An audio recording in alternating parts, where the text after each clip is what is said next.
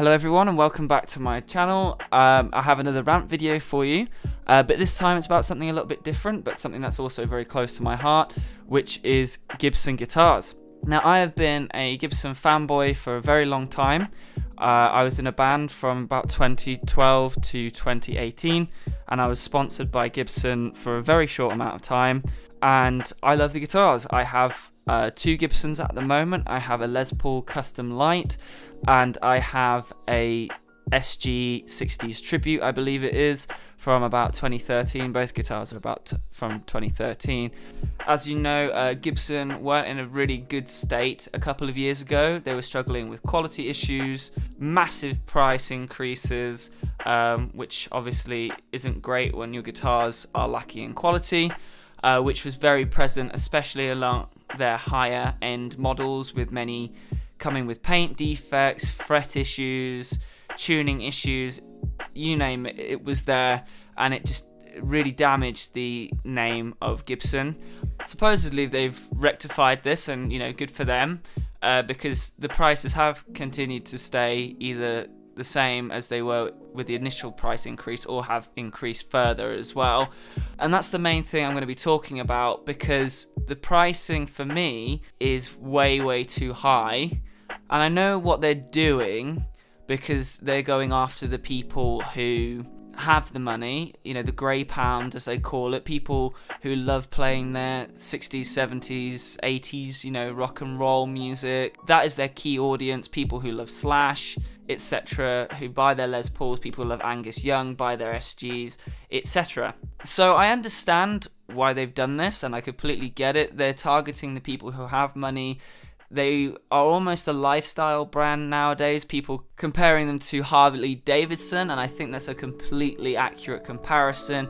It's for the boomers who love their rock and roll, they love their, glam rock and metal. Exactly the kind of people that would buy a Harley Davidson, essentially, and it is more kind of a way of life for them. However, for someone who is in their mid-20s like myself, or even younger, this becomes a real issue. And one of the issues is the price. Obviously, people getting priced out of the guitars because they are very high end, and I will say that if the quality has improved, like people are saying it is, it may warrant a bigger price tag because the quality is there and the guitars are made beautifully and they are more complex than, say your Fenders, etc. I remember you could get a Les Paul Custom or an SG Custom for around £3,000 about 5 years ago, when I was still actively shopping for guitars and playing in bands.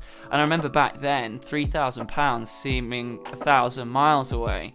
But nowadays, you'll be lucky if you could get a Les Paul Custom or SG Custom for anything less than £5,000, which is, in my mind, just absolutely ludicrous. And I know that there's been a bunch of inflation and prices go up, and it's just the way of the world at the moment, but it's a nearly 100% price increase for a guitar that really hasn't changed over the last 60 years. And this is an issue for a lot of people, especially a lot of younger people. Now, this wasn't a problem back in the day, even with the £3,000 price tag, because there was a lot of choice throughout the Gibson range. You could get anything from a junior to a studio, to a signature, to a standard, all the way up to a custom. And the studios and the juniors started around the £500 mark. And again, that's still more expensive than the likes of your Fenders, etc. But those options aren't really available anymore. I've looked online recently and I've seen a Les Paul Studio for about £800. And in my opinion, for what a studio is, it's just not worth that much money. And I'm looking right now, and there's a Gibson Les Paul Junior for nearly £1,200, £1,145 exactly. And I just don't think it's remotely worth that much money. Back in the day, you would pay, this was the lowest model of Gibson that you could possibly get. This was a £500, £400 Gibson, where you coming up from somewhere like Epiphone and you want a Gibson, but you can't spend too much money. You could get a very solid workhorse guitar, which would be a Les Paul Junior, one pickup, very simple guitar with 2 knobs for the tone and the volume with a bolted on scratch plate, and that is absolutely fine for, you know, the 500, 600 pound range at the very most. But £1,140, I do not know where they're getting the pricing from. And I'm looking here as well, this Les Paul Junior is nearly the same price as an SG Standard, which is £1,199, so there's only a £50 difference in it, and I sure as heck know which one I would go for. I would pick the Standard every single day of the week, because you get that extra quality, you get the 2 pickups should you want it, you get the label of a Standard as well, which is very prestigious, and the quality is supposed to be a lot higher on those compared to a Les Paul Junior. So I'm not quite seeing where they get off charging that amount of money. From moving on to price, we're going to segue into a little bit more of accessibility. And I've spoken before about how these prices are not accessible to younger players. And that's absolutely fine, I suppose, at the moment for Gibson, because they're going after the grey pound, you know, people, boomers, etc., who have that sort of money, and that's absolutely fine at the moment, but they don't have the brand recognition with the younger players. And this is something that Fender and Ibanez in particular have picked up on and have started targeting that market significantly. I mean, Ibanez has always been very, very good at this, from their Geo range all the way up to their Prestige range. They have a massive range of guitars, all pretty darn good quality. You could get a, you know, £200, $200 Ibanez Geo, and all you'd have to do is maybe upgrade the pickups in it eventually, and you'd have a very, very significant guitar without too much trouble and too many upgrades. So that's fantastic for them. But Fender especially have done this incredibly well, getting their guitars into the hands of younger players, making it seem very trendy and very accessible as well, giving lots of smaller artists brand deals, doing videos with them, getting them into hands of people on shows and award shows, etc. So they've done extremely well with this, and personally I would be picking Fender over a Gibson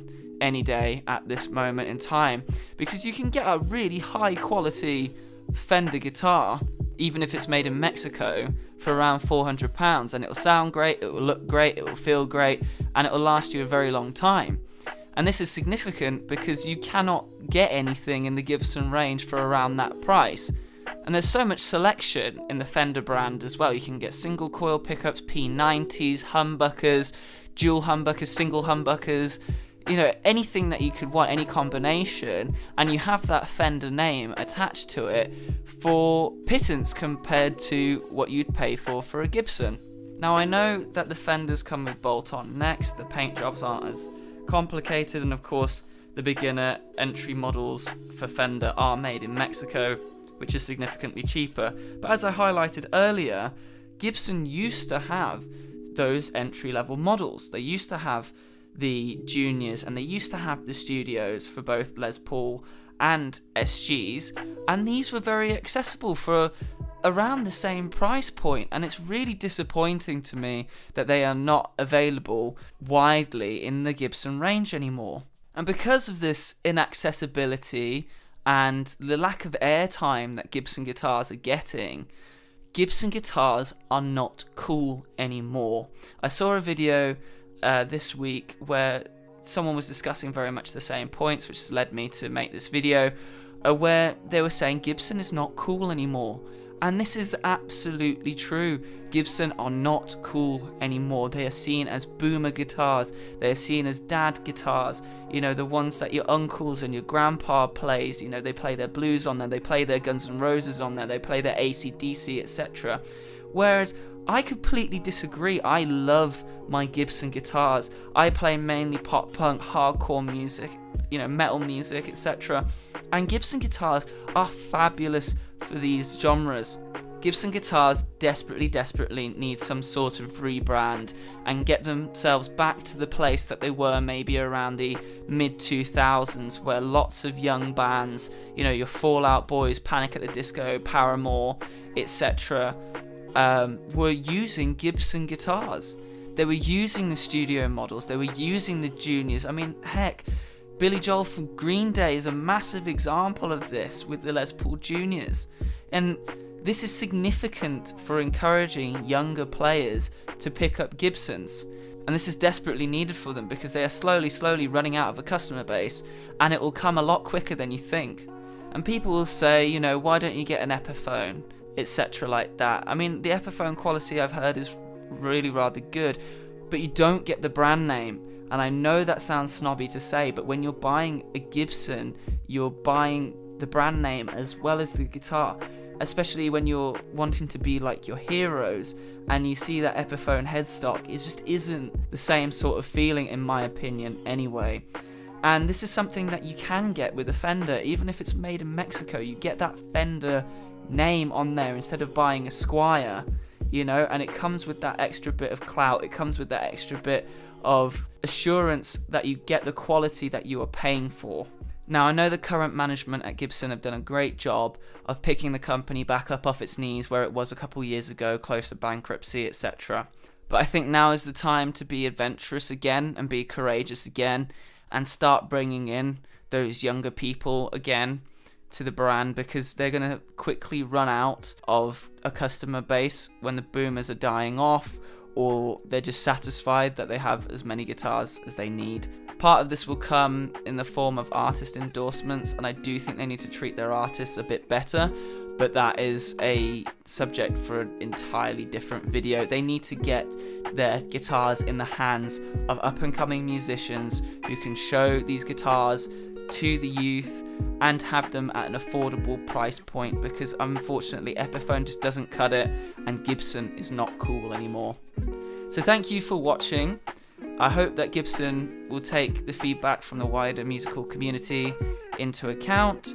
I'm just one guy who's shouting into the void here, and I know that maybe I can't make too much of a difference, but I just need to get these thoughts out here because I love Gibson, I love the guitars. They are my dream guitars, and I just hope that other people my age can feel the same way, or feel that their dream guitar is attainable if they want a Gibson. But in order to do that, a lot of work needs to be done on Gibson's side to bring younger people in and allow them to enjoy their special guitars. So thank you for watching, and I'll see you whenever. Bye.